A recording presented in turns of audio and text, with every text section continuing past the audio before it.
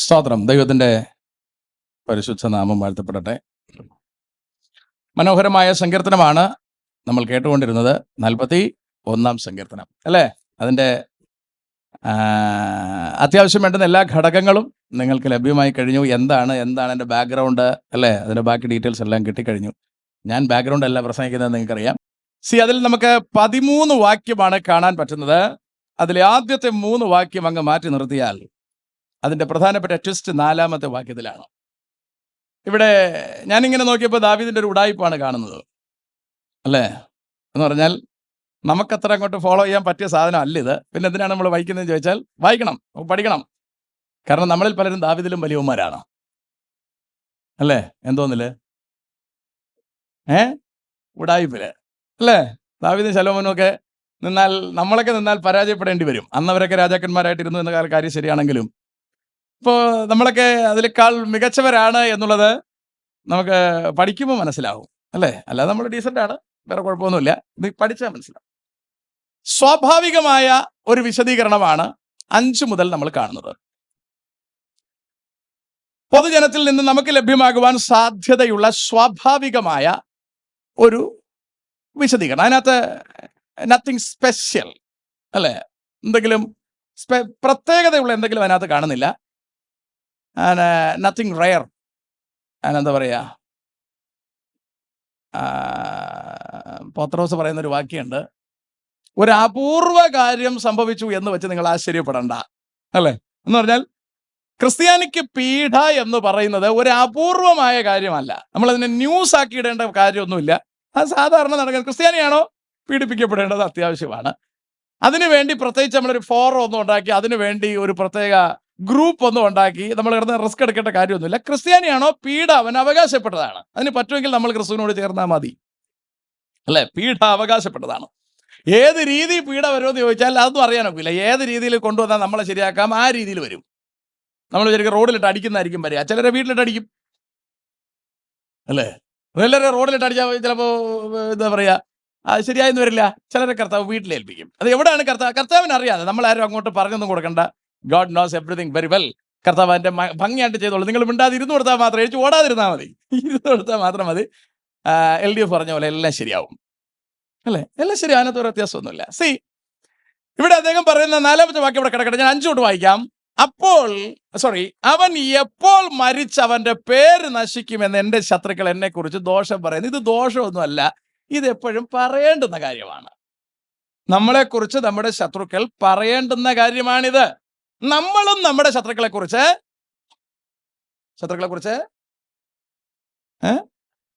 ഇത് തന്നെയാണ് പറയുന്നതെങ്കിൽ നമ്മളും അവരും തമ്മിൽ ഒരു വ്യത്യാസവുമില്ല. നമുക്ക് രണ്ടുപേർക്കുള്ള വാസസ്ഥലത്തിനും വ്യത്യാസമില്ല. വല്ലതും മനസ്സിലാകുന്നുണ്ടോ?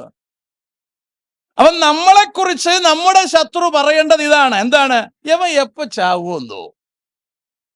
ഇത് തന്നെയാണ് നമ്മളും തിരിച്ച് പ്രതീക്ഷിക്കുന്നതെങ്കിൽ നമ്മളും അവനെ പോലെ തന്നെയാണ്. ഒരു വ്യത്യാസമില്ല. എന്തുണ്ടോ? അപ്പൊ നമ്മുടെ ചിന്തയ്ക്ക് വ്യത്യാസം വരണം. ശത്രു നമ്മളെ കുറിച്ച് ചിന്തിക്കുന്നത് നമ്മൾ ചത്ത് കാണാനാണെങ്കിൽ, നമ്മൾ ശത്രുവിനെ കുറിച്ച് ചിന്തിക്കുന്ന അവൻ ചത്ത് കാണാനല്ല, അവൻ ഗുണപ്പെട്ട് കാണാനാണ്. നമ്മൾ ഗുണപ്പെട്ട് കാണാനാണ് നമ്മുടെ കർത്താവ് സ്വർഗത്തിൽ നിന്നും മനുഷ്യ വേഷം കെട്ടി താഴെ വന്നത്. മനുഷ്യ വേഷം കെട്ടി താഴെ വന്നിരിക്കുകയാണ്. സ്വതന്ത്രം ഏത് വിധേനയും നമ്മളെ രക്ഷപ്പെടുത്തുകയാണ് ഉദ്ദേശം. തീർത്തും നമ്മളത് ചവിട്ടിക്കളഞ്ഞുകൊണ്ട്, ഡാഡി പ്രസംഗിച്ചവൻ പറഞ്ഞ പോലെ പുറങ്കാലം കൊണ്ട് ചവിട്ടിക്കളഞ്ഞുകൊണ്ട് നമ്മൾ പോവുകയാണെങ്കിൽ മാത്രം അല്ലെ. ഇരമ്യാ പ്രവചനം അത് പറയുന്നു, കുതിര പടയ്ക്ക് പായുന്നത് പോലെ അവർ പാപം ചെയ്യാൻ ബന്ധപ്പെടുന്നു. അങ്ങനെ കുതിര പടയ്ക്ക് പായുന്നത് പോലെ പാപം ചെയ്യാൻ ബന്ധപ്പെടുന്നവനെ രക്ഷപ്പെടുത്താൻ കർത്താവിനും കഴിയില്ല. അതിന്റെ ട്യൂൺ മനസ്സിലാകുന്നുണ്ടോ? കർത്താവിനും പറ്റില്ല. അപ്പൊ ഇവിടെ നമ്മളോട് നമ്മുടെ ശത്രു പറയാൻ സാധ്യതയുള്ളതല്ല, ഇതേ പറയാവൂ. അതിന് പെന്തക്കോസ്തുകാരനായാലും ശരി തന്നെ, പാസ്റ്റർ ആയാലും ശരി തന്നെ, അയാൾ നമ്മളെ കുറിച്ച് പറയുന്നെങ്കിൽ അയാൾ രക്ഷിക്കപ്പെടാത്ത ശത്രുവാണെന്ന് മാത്രം നമ്മൾ മനസ്സിലാക്കിക്കൊണ്ടാൽ മതി. അതേ കോയിനിൽ തിരിച്ചടിക്കാൻ നമുക്ക് അനുവാദമില്ല. അടിക്കുന്നെങ്കിൽ നമ്മൾ ഗുണം പിടിച്ചവനല്ല. നമുക്ക് രണ്ടുപേർക്കുള്ള എന്താ പറയാ, നിവാസ സ്ഥലം നരകം തന്നെയാണ്. പിടിയിട്ടല്ലോ. ഇനി നിങ്ങൾ തിങ്കിങ് പാറ്റേൺ നിങ്ങൾ നോക്കുക. എന്ത് സാധനം വെച്ചാൽ നമ്മൾ ചിന്തിക്കുന്നത്? നമ്മുടെ ശത്രുക്കളോടുള്ള നമ്മുടെ മനോഭാവം എന്താണ്? അവരുടെ പുക കാണാനല്ലേ നമുക്ക് ആഗ്രഹം? ഉണ്ടാതിരിക്കുന്നുണ്ട്. അയ്യോ അങ്ങനെയൊന്നും ഇല്ല പാസ്റ്ററെ, നമ്മൾ ഒരുപാട് പ്രാർത്ഥിക്കുന്നുണ്ട് അവൻ ചത്ത് കാണാൻ, അല്ലേ? പിന്നെ നമുക്ക് ആകെ ഒരു വാക്യം വെച്ചാണ് നമ്മൾ ആശ്വസിക്കുന്നത്. അവനിങ്ങനെ അനുഗ്രഹിക്കപ്പെടുന്നത് കാണുമ്പോഴും അവനെ വഴുവഴുപ്പിൽ നിർത്തിയിരിക്കുകയാണ്. നമ്മളെ ആശ്വാസത്തിനാണ് ഈ പറയുന്നത്.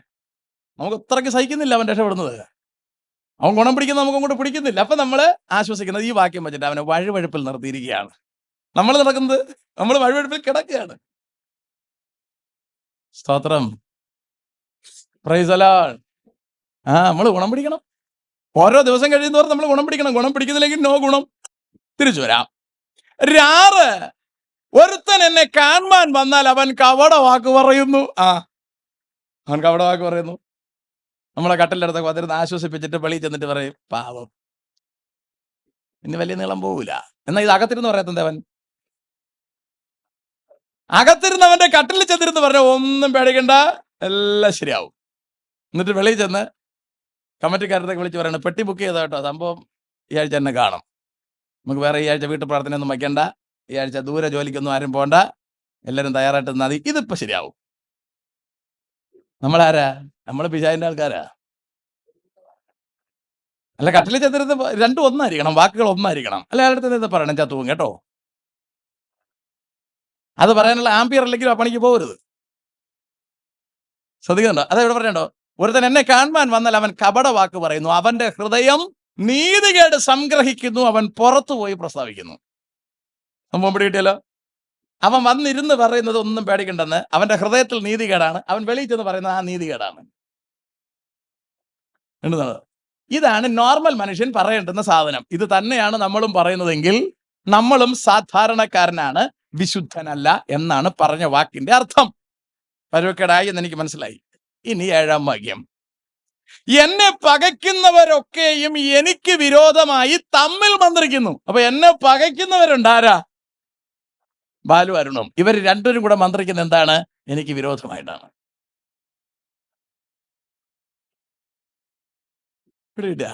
നിങ്ങൾക്ക് എല്ലാം പെട്ടെന്ന് മനസ്സിലാകുന്നു കേട്ടോ, സാധ്യം. അടുത്ത പ്രശ്നം 8-ാം വാക്യാണ്. അവന് ദുർവ്യാധി പിടിച്ചിരിക്കുന്നു, അവൻ കിടപ്പിലായി, ഇനി എഴുന്നേൽക്കത്തില്ലെന്ന് പറയും. ഇതാണ് സാധാരണ മനുഷ്യൻ പറയും. ഇത് തന്നെയാണ് നമ്മൾ പറയുന്നതെങ്കിൽ അവന്റെ കാര്യം പോകാട്ടോ, ഇനി അവൻ ശരിയാവുകയില്ല. ഇതാണ് നമ്മുടെ കോൺസെപ്റ്റ് എങ്കിൽ പ്രത്യാശയില്ലാത്ത കോൺസെപ്റ്റ് ആണ്. ഇതിനേക്കാളും തരിശായിരുന്ന സ്ഥലത്തേക്കാണ് ക്രിസ്തു ഇറങ്ങി വന്നത്. അല്ലേ? എന്തിനാ? നമ്മെ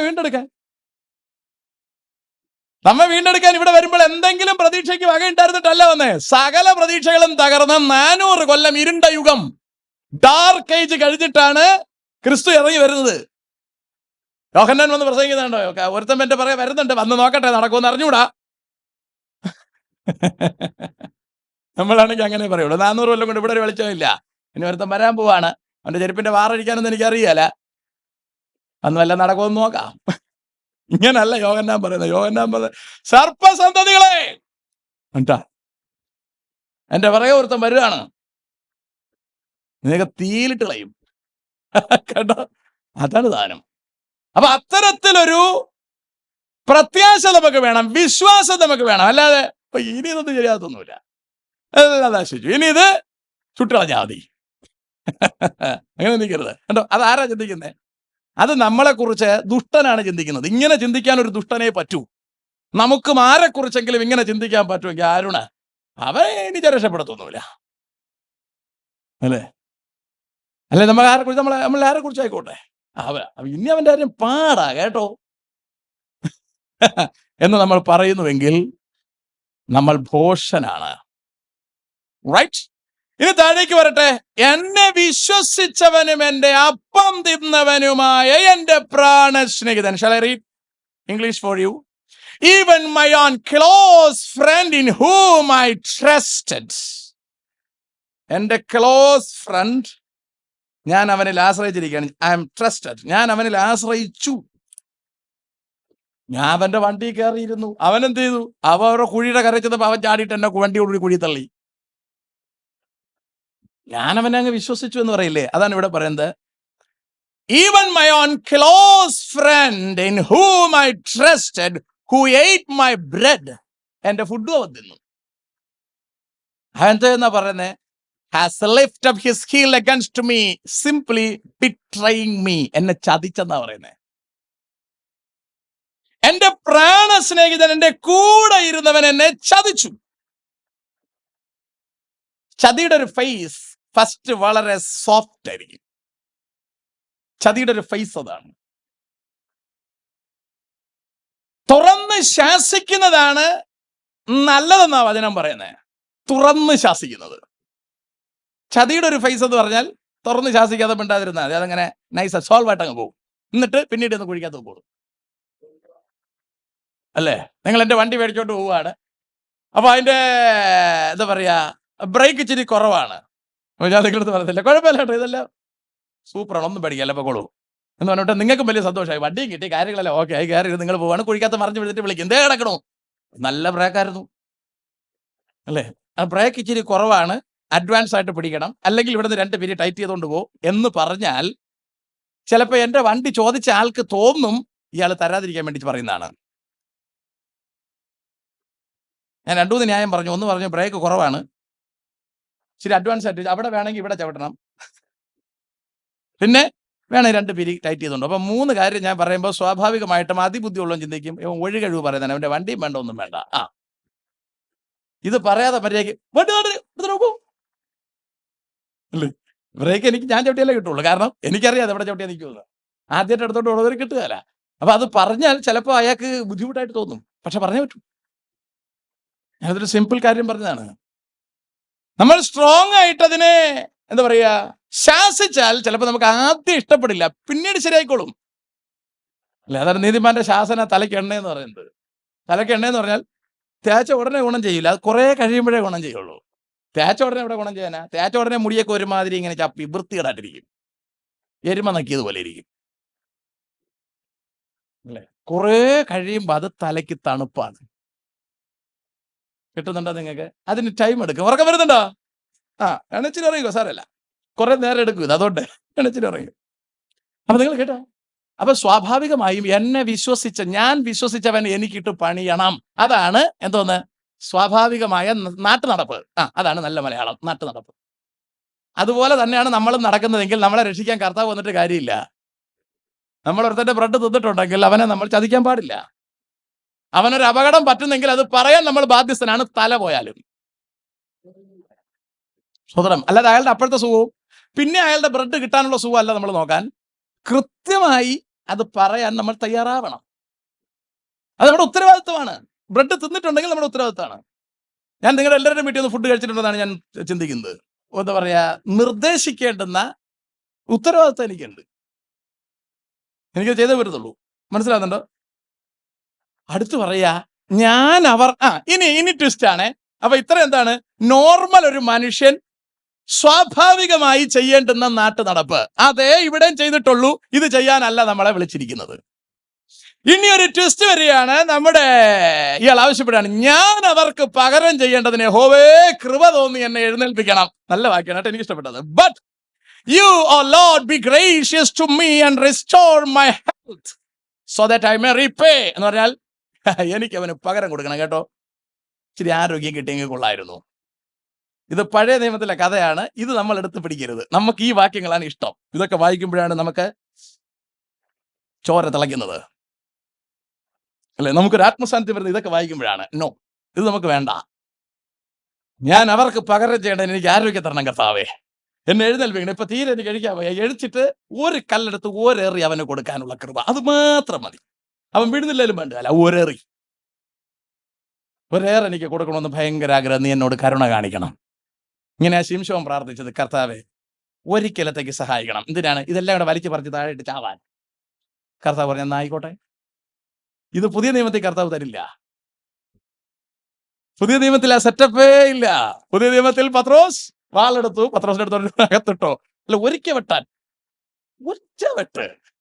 കർത്താവിൻ്റെ അടുത്ത് ചോദിക്കാതെ ഒറ്റ വെട്ട്, ചെവി മാത്രം പോയി. കർത്താവ് അതിനടുത്ത് ഒട്ടിച്ചു കൊടുത്തു, ഉറലിട്ടോളാൻ പറഞ്ഞു.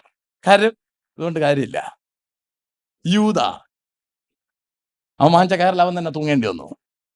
നേരെ കെട്ടിയില്ല, സ്പീഡിൽ കെട്ടിക്കൊണ്ടാണ് തെക്ക് വെക്കണ താഴെ പോയി കുട പോയതെല്ലാം വെളി പോയി.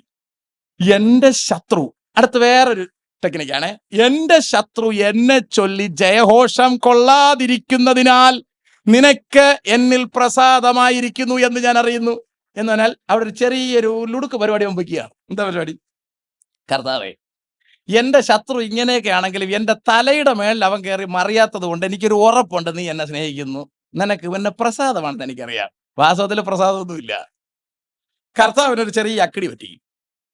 എന്താ അക്കിടി എന്ന് വെച്ചാൽ, കർത്താവ് ദാവീദുമായിട്ട് ഉടമ്പടി ചെയ്തപ്പോൾ ഇങ്ങനെ ചെയ്താൽ ഇങ്ങനെ ചെയ്യാം എന്ന് പറഞ്ഞ് കണ്ടീഷൻ വച്ചില്ല. അതാണ് ദൈവത്തിന് പറ്റിയ ഏറ്റവും വലിയ ഉടമ്പടി, ഏറ്റവും വലിയ അക്കിടി. കർത്താവിന് ദാവീദിനെ ഇങ്ങോട്ട് വിളിക്കുമ്പോ 2 ശമൂവേൽ 7-ാം അധ്യായം 8-2 വാക്യം വായിച്ചേ. 2 സാമുവേൽ ചാപ്റ്റർ 7. ആകയാൽ നീ എന്റെ ദാസനെ ദാവീദിനോട് പറയേണ്ടത് എന്തെന്നാൽ, സൈന്യങ്ങളുടെ യഹോവ ഇപ്രകാരം അരുളിച്ചെയ്യുന്നു, എന്റെ ജനമായ ഇസ്രായേൽ മേൽ പ്രഭുവായിരിക്കേണ്ടതിന്, എന്റെ ജനമായ ഇസ്രായേലിന്റെ പ്രഭുവായിരിക്കേണ്ടതിന് ഞാൻ നിന്നെ പുൽപ്പുറത്ത് നിന്ന് ആടുകളെ നോക്കി നടത്തുമ്പോൾ തന്നെ എടുത്തു. നീ ആട് മേച്ചോട് നടന്നപ്പോ തന്നെ ഞാൻ അങ്ങ് എടുത്തു. നീ സഞ്ചരിച്ചു വന്ന എല്ലായിടത്തും ഞാൻ നിന്നോടുകൂടെ ഇരുന്ന് നിന്റെ സകല ശത്രുക്കളെയും നിന്റെ മുമ്പിൽ നിന്ന് ഛേദിച്ചു കളഞ്ഞിരിക്കുന്നു. ഭൂമിയിലുള്ള മഹാന്മാരുടെ പേർ പോലെ ഞാൻ നിന്റെ പേർ വലുതാക്കും. കണ്ട, അവിടെ പിന്നെ വേറെ കണ്ടീഷൻ ഒന്നുമില്ല. ഡയറക്റ്റ് കയറി അങ്ങ് അടിക്കുകയാണ്, ഞാൻ നിന്നെ വലുതാക്കാൻ പോവാണ്. പക്ഷെ ശലോമോനോട് ചെയ്യുമ്പോൾ കർത്താവ് തിരിച്ചാ ചെയ്തേ, ഞാൻ പറയുന്നത് കേട്ട് നടന്നാൽ ഞാൻ നിന്നെ അനുഗ്രഹിക്കും, ഇല്ലെങ്കിൽ എല്ലാവരും വലിച്ചു പറിച്ച് ഊര കളയും. പക്ഷെ ദാവീദിനോട് കർത്താവ് എഗ്രിമെന്റ് ചെയ്യുമ്പോൾ ഈ സാധനം ഒന്നും ചെയ്യില്ല, ഡയറക്റ്റ് കയറി അങ്ങ് അടിച്ചു, ഞാൻ നിന്നെ അനുഗ്രഹിക്കാൻ പോവാണ്. അതുകൊണ്ട് തന്നെ കർത്താവിന് ഒന്നും ചെയ്യാൻ പറ്റാത്ത കണ്ടീഷൻ പിന്നീട് നമ്മൾ കാണുന്നുണ്ട്. താഴോട്ട് വായിക്ക്.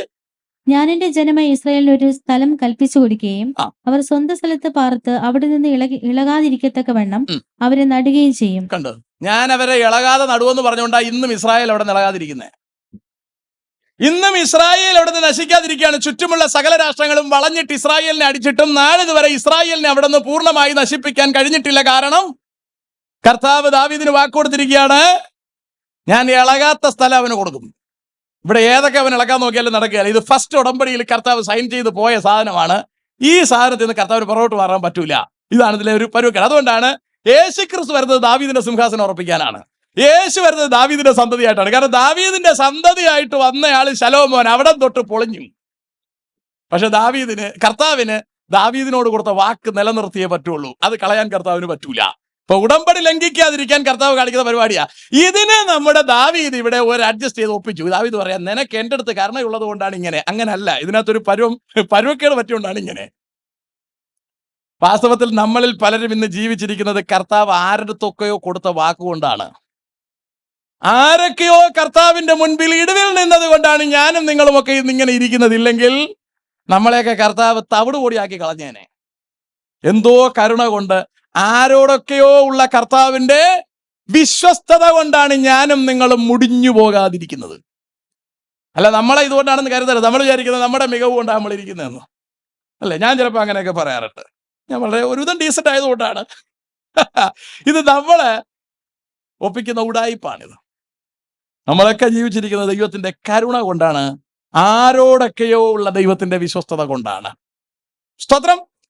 ഞാൻ ആ ഭാഗം അങ്ങ് വിടുകയാണ്. അടുത്ത് പറയാ, നീ എന്റെ നിഷ്കളങ്കതം നിമിത്തം എന്നെ താങ്ങുന്നു. ഇതൊക്കെ ഭയങ്കര പോച്ചയാണ്. ഇവന്റെ എന്തോ നിഷ്കളങ്കത്വം? ഊരിയാവിനെ കൊന്നിട്ട് ഭാര്യ എടുത്തിരിക്കുന്ന ടീമാണ് ഈ ടീം. അവൻ എന്തോ നിഷ്കളങ്കത്വം പറയാനിരിക്കുന്നത്?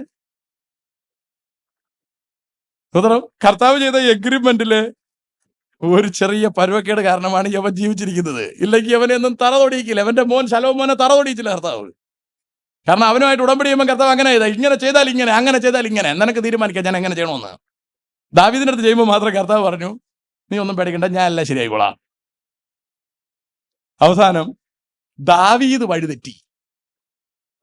അപ്പോഴാണ് പിന്നെ ഒന്നും ചെയ്യാൻ പറ്റാത്തൊരു കണ്ടീഷനിലേക്ക് കഥ ചെന്നെത്തി. നിങ്ങൾ ആ എഗ്രിമെന്റ് ഒക്കെ ഇരുന്ന് പഠിച്ചാൽ മനസ്സിലാവും. ഡീറ്റെയിൽ ആയിട്ട് ഇരുന്ന് പഠിക്കുക സമയം കിട്ടുമ്പോൾ. ഇല്ലെങ്കിൽ നമുക്ക് പിന്നീട് പഠിക്കാം. ഇപ്പൊ നമുക്ക് ഈ ഭാഗത്തേക്ക് പോകാനുള്ള സമയമില്ല, എങ്കിലും നമ്മളിത് അറിഞ്ഞിരിക്കാൻ വേണ്ടി പറഞ്ഞതാ. പിന്നെ മൂപ്പരങ്ങോട്ട് വലിയ കാര്യങ്ങളൊക്കെ പറഞ്ഞ് കൊച്ചു ഭാഷയിൽ പറഞ്ഞാൽ തള്ളുകയാണ്. നമുക്ക് ആ തള്ളുകളൊക്കെ ഒഴിവാക്കി ആദ്യത്തെ 3 വാക്യത്തിലേക്ക് വരാം. യഥാർത്ഥത്തിൽ പഴയ നിയമത്തിൽ സംഭവിക്കേണ്ട കാര്യം, എളിയവനെ ആദരിക്കുന്നവൻ ഭാഗ്യവാൻ. ഇത് പുതിയ നിയമത്തിൽ വലിയ ഗുണമൊന്നുമില്ല. എന്ന് പറഞ്ഞാൽ പഴയ നിയമത്തിൽ പാവപ്പെട്ടവനെ ആദരിക്കുന്നത് ഭാഗ്യമാണ്. ഡാഡി അതിന്റെ സ്പിരിച്വൽ സെൻസ് ആണ് പറഞ്ഞത്, ഞാൻ ആ ഭാഗമല്ല പറയുന്നത്. ഞാൻ അതിന്റെ എക്സാക്ട് മീനിങ് ആണ് പറയുന്നത്. ഇന്നും കത്തോലിക്കൻ പറയുന്ന കാര്യം ഇതാണ്, എളിയവനെ ആദരിച്ചാൽ നമ്മൾ അനുഗ്രഹിക്കപ്പെടും. പാവപ്പെട്ടവനെ കഞ്ഞി വെച്ച് കൊടുത്താൽ, പാവപ്പെട്ടവന് വീട് വെച്ച് കൊടുത്താൽ, പാവപ്പെട്ടവന് എന്തെങ്കിലുമൊക്കെ അന്നദാനം ചെയ്താൽ നിങ്ങൾ അനുഗ്രഹിക്കപ്പെടും. സെയിം സാധനമാണ് മുസ്ലിം തുടരുന്നത്.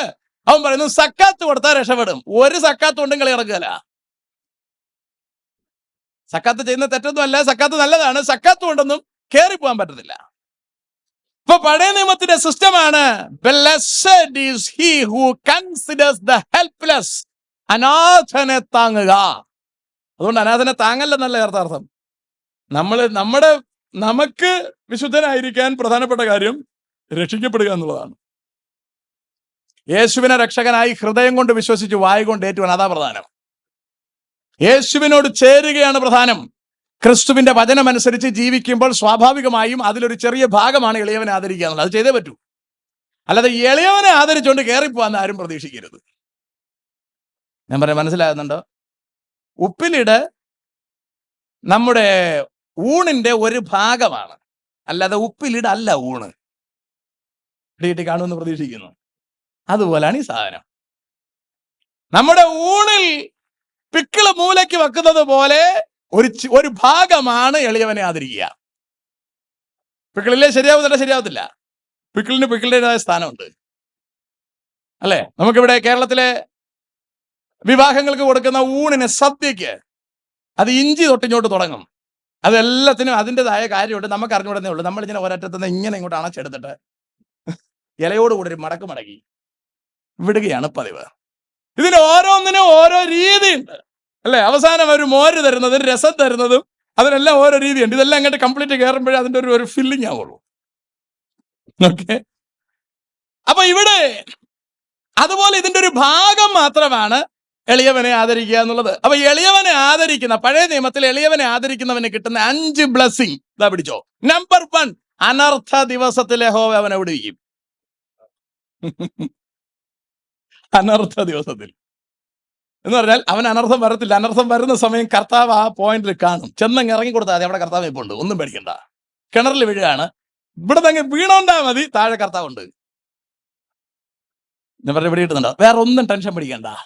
അനർത്ഥ ദിവസത്തിൽ, കിണറ്റിൽ പോകുന്ന ദിവസത്തിൽ കർത്താവ് കിണറ്റിലുണ്ട്. പിടിയിട്ട് നിങ്ങൾക്ക് ഈസിയാണ് ഞാൻ പറയുന്ന കാര്യം. നമ്പർ 2, യഹോവ അവനെ കാത്ത് ജീവനോടെ പാലിക്കും. അവന് മരണഭീതി വേണ്ട. നമ്പർ 3, അവൻ ഭൂമിയിൽ ഭാഗ്യവാനായിരിക്കും. ഭാഗ്യക്കുറി എടുക്കണ്ട. നമ്പർ 4, അവന്റെ ശത്രുക്കളുടെ ഇഷ്ടത്തിന് അവനെ ഏൽപ്പിക്കുകയല്ല. ശത്രു ഇനി എന്തൊക്കെ ചെയ്താലും, നിങ്ങൾ നടന്നു പോകുമ്പോൾ കാല് ചവിട്ടിയെടുത്തുന്ന മണ്ണെടുത്തോട്ട് പോയി ശുദ്രം ചെയ്താലും, നിങ്ങളുടെ തലമുടി എടുത്തോട്ട് പോയി ശുദ്രം ചെയ്താലും, നഖം എടുത്തോട്ട് പോയാലും ഒരു ചുക്കും സംഭവിക്കുകയല്ല. കാരണം നീ എളിയവനെ ആദരിച്ചിരിക്കുകയാണ്. ഇത് പഴയ നിയമത്തിലാണ്. ഈ ഒറ്റ കുറുക്ക് വഴി വെച്ചുകൊണ്ട് പുതിയ നിയമത്തിൽ ഇരിക്കരുത്. ഡാറ്റ് കഴിഞ്ഞ സാധനമാണിത്. ഇന്ന് ഞാൻ പറയാൻ കാരണം, പുതിയ നിയമത്തിൽ ഇത് ചെയ്തത് കൊണ്ട് രക്ഷപ്പെടില്ല. രക്ഷകനായ യേശുവിനെ സ്വീകരിച്ചിട്ട് ഇത് ചെയ്താലേ ഇത് ആക്ടിവേറ്റ് ആവുള്ളൂ. എന്ന് പറഞ്ഞാൽ സിം എടുത്ത് വെച്ചോട്ട് നിൽക്കുകയാണ്, മൊബൈലിൻ്റെ അകത്ത് ഇട്ടാലേ ആക്ടിവേറ്റ് ആവുള്ളൂ. നമ്മളാണ് സാധനം എടുത്ത് വെക്കുക, കണക്ഷൻ ഉണ്ട്, പക്ഷെ വിളിച്ചിട്ട് കിട്ടുന്നില്ല. ഇതിൻ്റെ അകത്ത് ഇടണം, ആ സ്ഥലത്ത് തന്നെ ഇടണം, എന്നിട്ട് അതിനെ കറക്റ്റായിട്ട് അടക്കണം, എന്നാലേ എടുക്കുള്ളൂ. വേറെ ന്യായമൊന്നും പറഞ്ഞിട്ട് കാര്യമില്ല. അതുപോലെ ഫസ്റ്റ് നമുക്ക് പുതിയ നിയമത്തിൽ ഉണ്ടാകേണ്ടത് ദൈവ മക്കളാവുക, അല്ലാതെ പുറംപറമ്പിൽ നിന്നുകൊണ്ട് കാണിക്കുന്ന ഒരഭ്യാസവും വിജയിക്കില്ല, അല്ലേ? കഴിഞ്ഞ ദിവസം ഞങ്ങൾ സതീഷ് ബ്രദറിന്റെ വീട്ടിൽ പോയപ്പോൾ അവിടെ 2 സഹോദരങ്ങൾ വന്ന് നമ്മളെ വചനം പഠിപ്പിക്കുകയാണ്. അപ്പൊ അവർ പറഞ്ഞു, ഞങ്ങളും ദൈവമക്കളാണ്. അവനെ കയ്യിൽ വെച്ചിരുന്നാൽ മതി. അപ്പൊ വല്ലവനും ദൈവമക്കളെന്ന് പറഞ്ഞ മോനെന്ന് പറയണമെങ്കിൽ നമുക്ക് ദൈവമായിട്ട് എന്തെങ്കിലും ബന്ധം വേണ്ടേ? അവനെ കൈക്കൊണ്ട് അവന്റെ നാമത്തിൽ വിശ്വസിക്കുന്ന ഏവർക്കും ദൈവമക്കളാകാൻ അധികാരം കിട്ടുമെന്ന് പറയുമ്പോൾ ഈ വന്നിരിക്കുന്ന ടീം യഹോവ സാക്ഷിക്കാരാണ്. അവന്മാർ യേശുവിനെ കൈക്കൊള്ളുന്നില്ല. അവൻ വന്നിരിക്കുകയാണ് ദൈവമോനാണെന്ന് പറയാൻ. അപ്പൊ പിടിയിട്ട്, അപ്പൊ നമ്പർ 1, അനർത്ഥ ദിവസത്തിൽ യഹോവ വിടുവിക്കും. നമ്പർ 2, ജീവനോടെ പരിപാലിക്കും. നമ്പർ 3, ഭൂമിയിൽ ഭാഗ്യവാനായിരിക്കും. നമ്പർ 4, ശത്രുവിന്റെ ഇഷ്ടത്തിന് ഏൽപ്പിക്കില്ല. നമ്പർ 5, രോഗശയ്യയിൽ താങ്ങും. എത്ര മനോഹരം നോക്കിയേ. നമ്പർ 6, കിടക്ക മാറ്റി വിരിക്കും.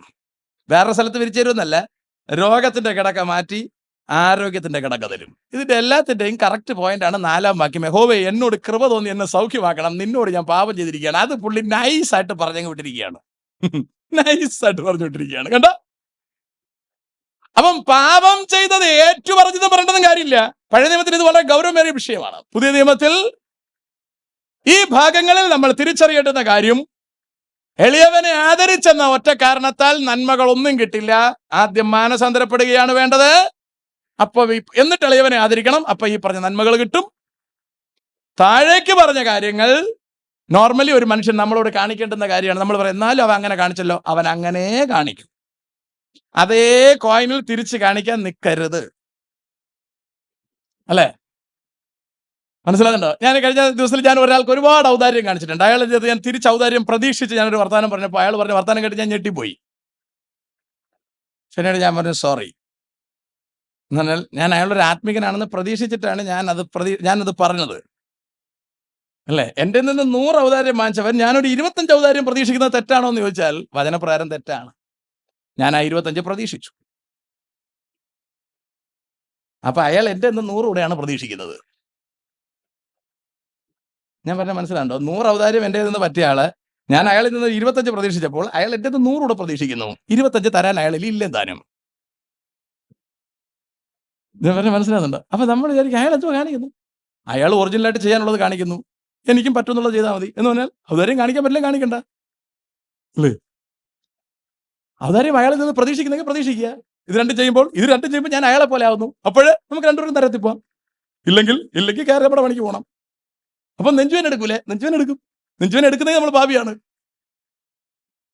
അങ്ങനെ ചെറുതായിട്ട് നെഞ്ചുവേൻ എടുക്കുമ്പോൾ നമ്മൾ ഈ ബുദ്ധിമുട്ട് അനുഭവിച്ച കർത്താവിനെ ഓർക്കുമ്പോൾ നെഞ്ചുവേനെ മാറുന്നില്ലെങ്കിൽ മാറാൻ പറ്റാത്ത ഏതാണ്ട് ഒരു പരുവക്കേട് അതിൻ്റെ അകത്തുണ്ട്. പിടിയിട്ട എല്ലാവർക്കും പിടിയൊക്കെ കിട്ടി വളരെ ചെറുതായിട്ടല്ലേ പറയുന്നത്. അതാ നമ്മളെ വേണ്ടപ്പെട്ടവരെ വെച്ച് നമ്മളെ ഇങ്ങനെ കർത്താവ് ചൊറിഞ്ഞു നോക്കും. ആരും നിങ്ങളെ തെറ്റിക്കാതിരിക്കാൻ നോക്കണം, അല്ലേ? വെളിയിൽ നിന്ന് ആരും വന്ന് തെറ്റിക്കുമെന്നല്ല. ഭാര്യ തെറ്റിക്കാതിരിക്കാൻ നോക്കണം, ഭർത്താവ് തെറ്റിക്കാതിരിക്കാൻ നോക്കണം, മക്കൾ തെറ്റിക്കാതിരിക്കാൻ നോക്കണം, ഉപദേശി തെറ്റിക്കാതിരിക്കാൻ നോക്കണം, ഉപദേശിയെ തെറ്റിക്കാതിരിക്കാൻ നോക്കണം. കറക്റ്റാണ്. അതുപോലെ തന്നെയാണ് ഈ സാധനം. നിങ്ങൾ ചിലപ്പോൾ എന്നിൽ നിന്ന് പ്രതീക്ഷിക്കുന്നത് ഒരു വിശുദ്ധനിൽ നിന്ന് പ്രതീക്ഷിക്കുന്നതായിരിക്കാം. അത് കിട്ടുന്നില്ലെങ്കിൽ നിങ്ങൾ തിരിച്ചറിയുക ഞാൻ വിശുദ്ധനല്ല. അപ്പോൾ നിങ്ങൾ വിശുദ്ധനാണെങ്കിൽ വിശുദ്ധനായിട്ട് എൻ്റെ അടുത്ത് റെസ്പോണ്ട് ചെയ്യുക. നിങ്ങൾ അശുദ്ധനാണെങ്കിൽ അങ്ങനെ തന്നെ റെസ്പോണ്ട് ചെയ്യുക, അല്ലേ? എൻ്റെ റെസ്പോൺസ് മോശമാണെങ്കിൽ നിങ്ങൾ പറയണം. ബിബ്ലിക്കലി നിങ്ങൾക്ക് എൻ്റെ റെസ്പോൺസ് തെറ്റാണെന്ന് തോന്നിയാൽ നിങ്ങൾ പറയണം, ഉപദേശി ഇത് ശരിയാണെന്ന് തോന്നില്ലല്ലോ, അപ്പൊ ഞാനത് നോക്കും, അല്ലേ? ഞാൻ വചനപ്രകാരം ശരിയാണെങ്കിൽ ശരിയാണെന്ന് ഞാൻ പറഞ്ഞു നോക്കും. നിങ്ങൾ പറയുന്നത് ശരിയാണെങ്കിൽ നമുക്ക് ശരിയാവണം, ഞാൻ ശരിയാവണ്ടേ? നമ്മളെല്ലാവരും ശരിയായാലല്ലേ പറ്റുള്ളൂ. അങ്ങനെ നമ്മളെല്ലാവരും ശരിയായാലല്ലേ പോകാൻ പറ്റുള്ളൂ. അല്ല നിങ്ങളെല്ലാവരും മര്യാദയ്ക്ക് അവിടെ ഇരുന്നോണ്ട് ഒരെണ്ണം വേണ്ടി പോരുത്, അങ്ങനൊന്നും വേണ്ട, അല്ലേ? അങ്ങനൊന്നും വേണ്ട. ഇവിടെ പലരും എന്നെ ഉപദേശിക്കാറുണ്ട്, ഞാനത് സ്വീകരിക്കാറുണ്ട്. വചനപ്രകാരം അല്ലാതെയും യോഗ്യത അല്ലാതെ ഉപദേശിച്ചാലും ഞാൻ എടുക്കുകയല്ല. കൃത്യമായ കാര്യമാണെങ്കിൽ ഞാനത് സ്വീകരിക്കാൻ അന്നും തയ്യാറാണ്, ഇന്നും തയ്യാറാണ്, നാളെയും തയ്യാറാണ്. നമ്മൾ അങ്ങനെ തമ്മിൽ പാര വെച്ച്, അല്ലേ? തമ്മിൽ ഭാരങ്ങളെ ചുമന്ന് തമ്മിൽ ഉപദേശിച്ച് തന്നെയാണ് നമ്മൾ സ്വർഗത്തിലോട്ട് പോവാൻ. മനസ്സിലാക്കുന്നു ഞാൻ പ്രത്യാശിക്കുന്നു. സ്തോത്രം. അപ്പോൾ അനർത്ഥ ദിവസത്തിൽ നമ്മൾ തകർന്നു പോകാതിരിക്കാൻ, ഭാഗ്യവാനായിരിക്കാൻ കർത്താവിനോട് ചേർന്ന് നിന്നുകൊണ്ട് എളിയവനെ ആദരിക്കാൻ തയ്യാറാകാം. ഉടായ്പിലൂടെ മുമ്പിലോട്ട് പോകരുത്. ലോകം നമുക്ക് തരുമെന്ന് പ്രതീക്ഷിക്കുന്നത് ലോകം തരും. തിരിച്ച് നമ്മൾ അങ്ങനെ ചെയ്യാൻ മുതിരരുത്. ദൈവം നമ്മെ അനുഗ്രഹിക്കുമാറാകട്ടെ.